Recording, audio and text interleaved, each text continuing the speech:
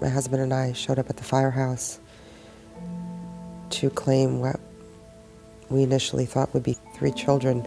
We found our daughters very quickly, but it became apparent fairly soon afterwards that Noah's entire class was unaccounted for.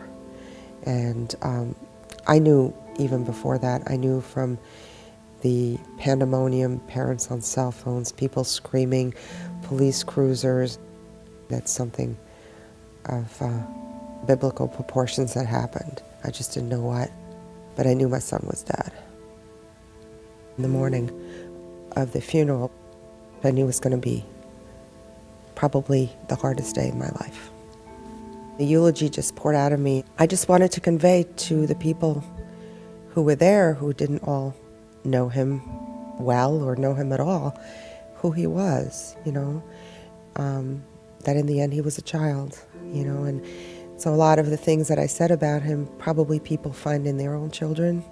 To drive that home, I thought was really important for me, who he was.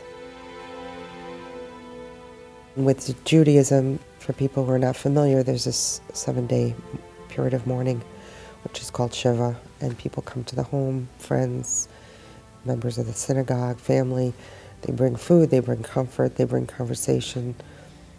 Sometimes they just bring their presence, but it was such unprecedented hard time in my life that it was good to have other people kind of take charge and do stuff. One of the evenings of the Shiva, I did light a candle for my son and for the shooter, Adam Lanza. It's something I did more for Noah than I did for myself. Because he never held a grudge about anything.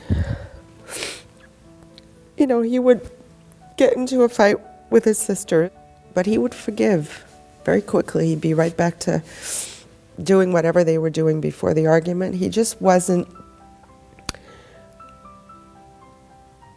He liked to see the best in people. And I just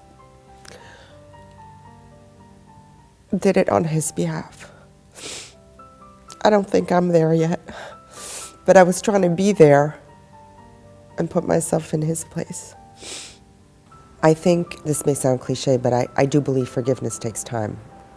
You have to process an event before you can forgive. And I haven't processed this yet. I mean, there's still a lot of denial. So I'm not there. I'm not there yet myself completely. It's tough.